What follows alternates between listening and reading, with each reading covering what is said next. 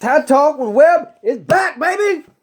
All right, let's jump into it, man. I got this story I was reading about Adoree Jackson is being compared to a guy that we have on Alabama's roster.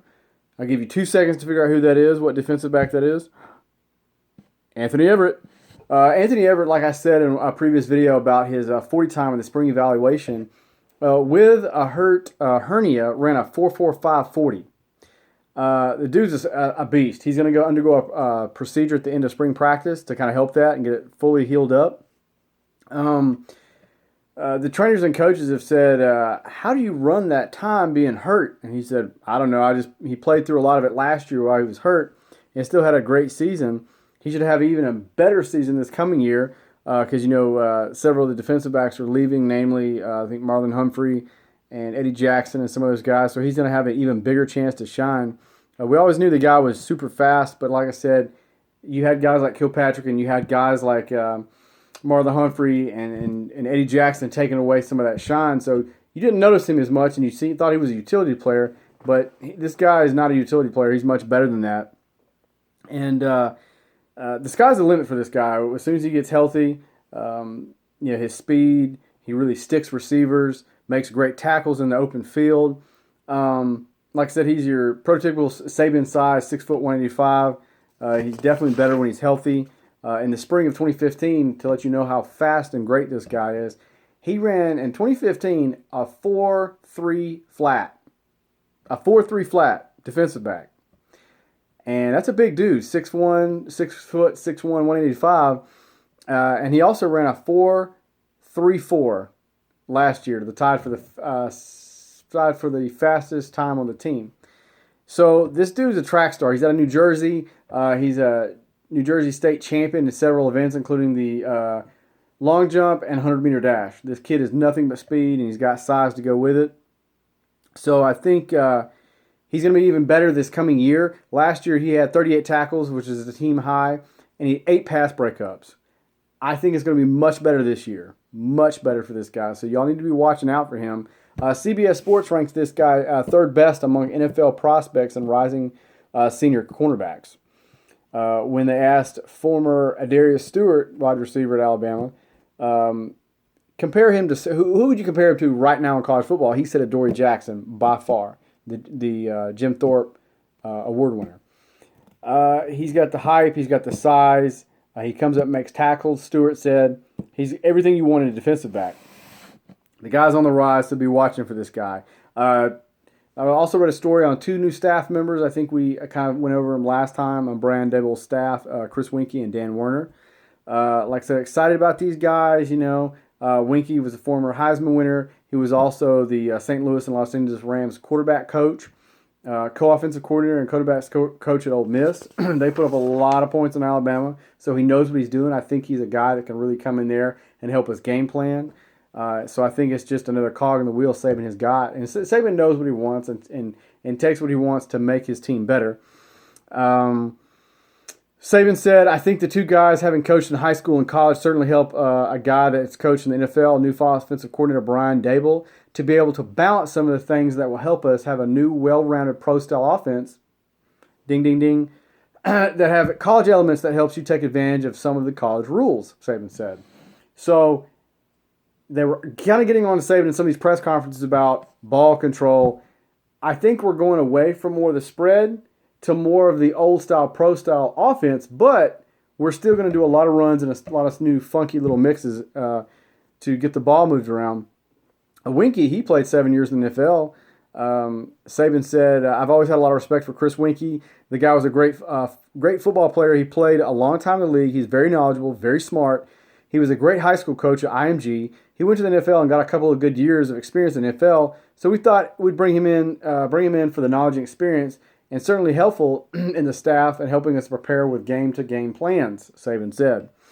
Werner was a quarterback coach also during the 2001 National Championship Miami team, and he also helped quarterbacks Ken Dorsey twice finish in the Heisman Trophy finalist and was Miami's offensive coordinator in 2004 and 2005. So the guy's got plenty of experience. Bringing in these 2 guys and Chris Winkie and Dan Werner will be a huge asset to Nick Saban. They will pay dividends. Just wait and see. uh, Nick Saban was asked about Dan Werner. Said, "Oh, Dan Werner and Ole Miss. Do I need to tell our fans and anybody on our staff issues that we had with their offense the last couple of years?" Saban said, "I've always had a tremendous amount of respect for what they do, how they coach it. I think it'll help us in offense, open, and defense to have a guy around here that can add some knowledge and experience to the way we do our RPOs and some of the things that did in the passing game. I've always had a lot of respect for Dan, and we're glad to have him here to help." So that's going to be a great one guy to also watch. I've mentioned it before in way back videos. Is wide receiver Reuben Foster. Now, nobody knew who Calvin Ridley was on our run to the national championship. We won it in 16 with Coker because Foster got hurt like third game. He was racking up about a touchdown a game at that time on 120 yards. And when that happened, he hurt his shoulder. Ridley stepped in and balled out, so did Stewart. But I'm telling you, this guy, he's always on the verge of breaking out, but he'll have an injury. I think this guy, when he stays healthy this year, you're going to see him really break out in his role. He was a former 5-star recruit. He's an impact player in 2015 prior to suffering the season injury, shoulder injury, like I mentioned. When asked about it, Saban said, "I think he's playing better than he did a year ago, and hopefully he will continue to improve and have a role in this team. I think we need him to do that." Like I said, he's 6'2", 195, and ran the 40-yard dash in a 4.34. He's one of the fastest guys when he tested this spring. He was fast in all the years before. He has an opportunity now, and I think he's really going to take advantage of it this year. Like I said, he got used in more of a backup role last year to Calvin Ridley and Darius Stewart and Gehrig Dieter. Stewart and Dieter are gone, so sophomore Trevon Diggs, who caught 11 passes as a receiver last year, is currently working at cornerback. So there's every opportunity for Foster to be successful, but he's a guy to watch. He can jump out of the stadium. He can run with the best of them. So like I said, he's definitely a plus for Saban, and he's also a senior, so that's something big to look forward to. A lot of that role and a lot of those things that he didn't get touches and everything else, along with Calvin Ridley, we all know it because later in the stretch in the year, Hurts was not passing the most efficient. But that's going to change. He's been working like a madman from films I've seen. He's been going to coaches. Everything I've read, everything I've seen is super positive. All the receivers are saying that he's really working hard, and I think that will be an asset this coming year. I don't know how much it will improve, but I think it will improve a lot. Now, another story I read, looking bigger, Alabama wide receiver Calvin Ridley hopes for expanded role in 2017. He looks imposing. He's gained a few pounds. He claims he's still 180, but I think he's pushing more towards 200. He doesn't really like the media a whole lot. Like I said, he was talking about, they asked him about the tie victory over Washington in the semifinals New Year's Eve playoff, and they said, "Why didn't you get the ball?" And he said, "I don't know. I really don't know. I'm just running my routes." So basically he's saying, "I'm doing my job." He's not outing his quarterback. He's not outing his teammates. He's taking a leadership role by saying that. And last season, Ridley ran 451 patterns to be exact, according to Pro Football Focus. He run blocked on 419 snaps too, which explains why maybe he didn't catch the ball as much because we were doing a little bit different game plan, trying to plan around Hurts. Last year, he made 72 receptions for 769 yards, or scoring 7 touchdowns. That's phenomenal. You score 700 yards and only 72 touchdowns, you're making the most of every catch you get, which is absolutely phenomenal. So hats off to him. I think as our passing improves, his numbers are going way up, as well as Foster. His other totals fell kind of short in Tuscaloosa last year. Growing pains are experienced by freshman Jalen Hurts, the mobile quarterback, like I was talking about, whose limitations as a passer are probably the reason, but some of the downfall of some of these yards that we're having. Plus, we're having the emergence of more of a run game. We've got like 9 great running backs in the backfield, so that's also something. When they asked Ridley about Jalen Hurts in the passing game, this is his quote, and I quote, "He's working on his passing game a lot and trying to really get that." I'm sorry, let me go back on that. He's really working on his passing game a lot and trying to get that right. Hurts is still under development, but really he's remained patient, and he's showing signs of leadership. He's not showing frustration. He's helping coach the young guys. Really caught more passes last year than Stewart and had more catches per game.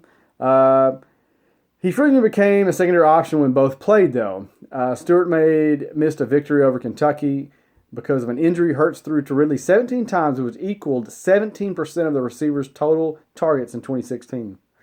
But now that Stewart's out of the picture and gone to the draft, that's an even more expanded role.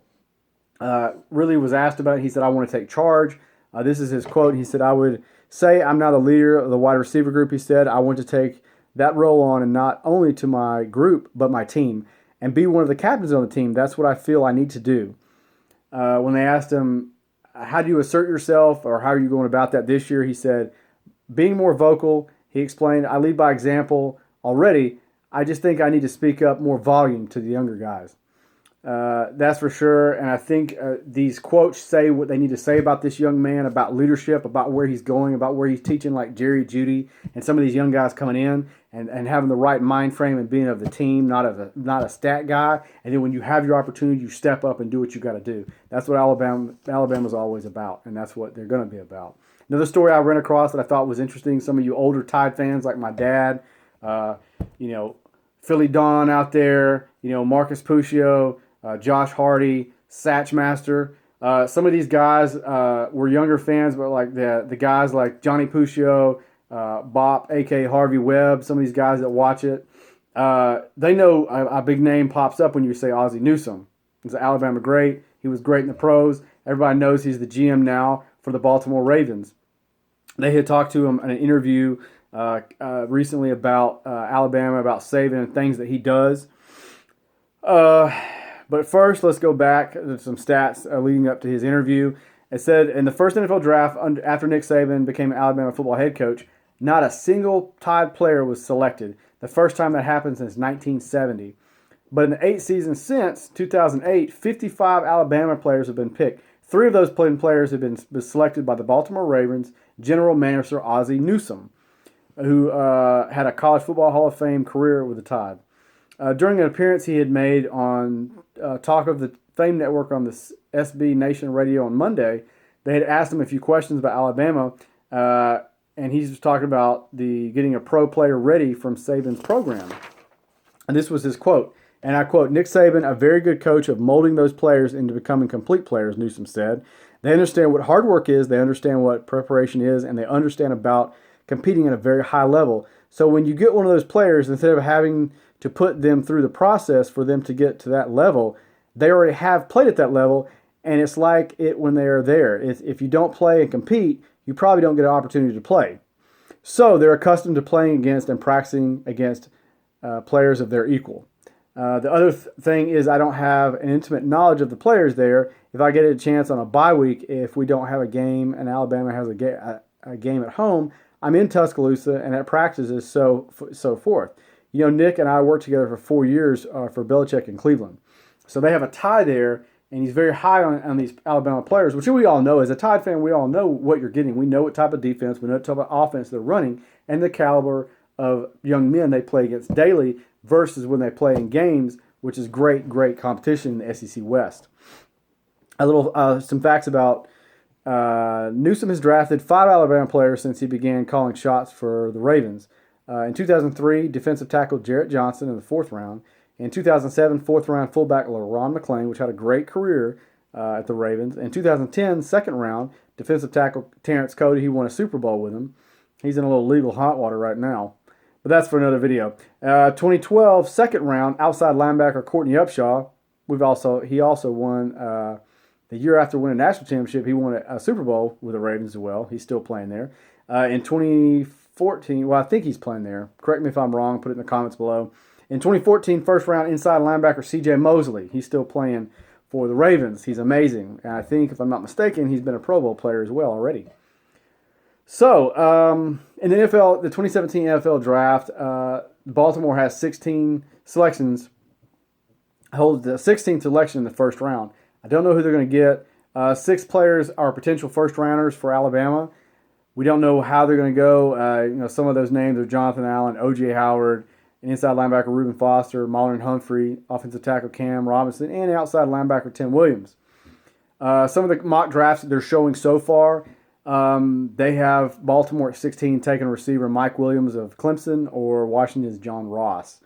Or an outside linebacker who can rush, have a pass rush, They do need that, I will say that. They're looking at Tennessee's Derek Barnett or Temple's Haas Riddick in the first round. So they may not get a Bama player this first round, but it is a possibility. Those Bama players, if they slip, I think he will pick up Tim Williams. I think that's a big something that could go. Or they could get Cam Robinson. I think that's or outside chance, maybe Marlon Humphrey. Baltimore has 7 choices in the 7-round draft. I don't know. I think they're going to pick a Bama player somewhere. If one of them slides, I will say they're going to give one somewhere in there. In addition to the 16th choice in the first round, Baltimore hoards the 47th, 78th, 99th, 122nd, 159th, and 187th picks, respectively, in the draft. Okay. Another story I thought was kind of interesting is a story on Jerry Jeudy. It's another Southern Florida receiver that came to Alabama. I think this guy will play early. There was a cool story I was reading about this guy. It kind of tells you about some character of this young man. We know if you're going to be a Saban guy, you're going to have character. You're not coming to the program. Just some quick notes and things about this guy I think they're really important. I know the video is going long, but stick with me. He was a sophomore. He was not rated because he wasn't able to go to a lot of camps. So he loaded up on a minivan with some of his friends, including Calvin Ridley and some other high school teammates during the summer of 2014 to try to go to some of these camps. He didn't have a spot, so he sat in the floor of the minivan for a week. He did that. He didn't have a spot in a chair, so he sat in the floor. He paid the price to get his name out there, to get his tape out there, to get his brand so people would see him. Like I said, they went to schools, traveled south from Florida to recruiting camps at schools like Georgia, Tennessee, Ohio State, and Louisville. That's when he started breaking out. That's when people started noticing him and his talent. Now, 3 years later, he's in Alabama to be a star, hopefully, at the Crimson Tide. He said when asked about Jeudy, he said, I think Jeudy is like me when I first got here, said really. He's real good, really, really good. So that's a great endorsement from a great Tide player. The previous 2 South Florida players that were extremely great for Alabama was Amari Cooper. And, of course, Ridley's finishing out there. He's typical size. He's 6'1" and about 200 pounds. He's special. He challenged Jeudy, really challenged Jeudy to break his freshman receiving record. And they asked, really, do you think he can do it? And he said, yeah, I definitely think this kid can do it. See, with Adarius Stewart gone and Garrett Dieter gone, they have to replace the 2 of the top 3 wide receivers. So Jerry Jeudy came in at a perfect time to get one of those spots. And if he doesn't, it'll probably just be for experience. It won't be for talent, but he doesn't get it. When he asked Ridley on the first day, how did Jerry Jeudy do? He said, amazing. When I had previously said in a previous video, in the spring evaluation period, he ran a 4.47. He tied for the 9th fastest on the team. That's pretty darn good. 4.47 is amazing. This kid can start anywhere in the Southeast, probably anywhere in the country. So I expect him to have a role of some sort this year. When they asked Calvin Ridley or Calvin Davis about this kid, his high school head coach at Monarch, he said, I think the kid brings a winning attitude to the program. He's a kid that doesn't like to lose, so he's going to give you everything he has in order to help the team win. He's going to bring a mental toughness to the team. That's an astounding endorsement for your high school coach. That's what we need at Alabama always, and that's just more of the greatness that he's going to exude at the team. Ridley was asked if he thinks Jeudy can challenge his school record. Like I said before, he said, yeah. He smiled and kind of laughed. He said, I think he can do it. He's my friend. Quick rundown on some guys.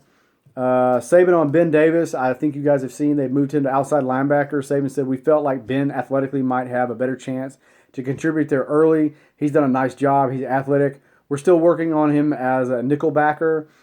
We haven't experimented with him much as an outside pass rusher, but that may be the next thing we try. We're very pleased with his progress, and I think he could be a great contributor on special teams as well. Of course, he'll probably be knocking dudes out. Saban said about Damian Harris, he sprained his foot, didn't practice, but it should be back by Thursday. Saban said freshman running back Najee Harris and Brian Robinson both have done very nice jobs. Let's see. Saban said when quoted about running backs, we have a lot of great running backs. We went from not having many running backs to a whole bunch. We've done really, really well there.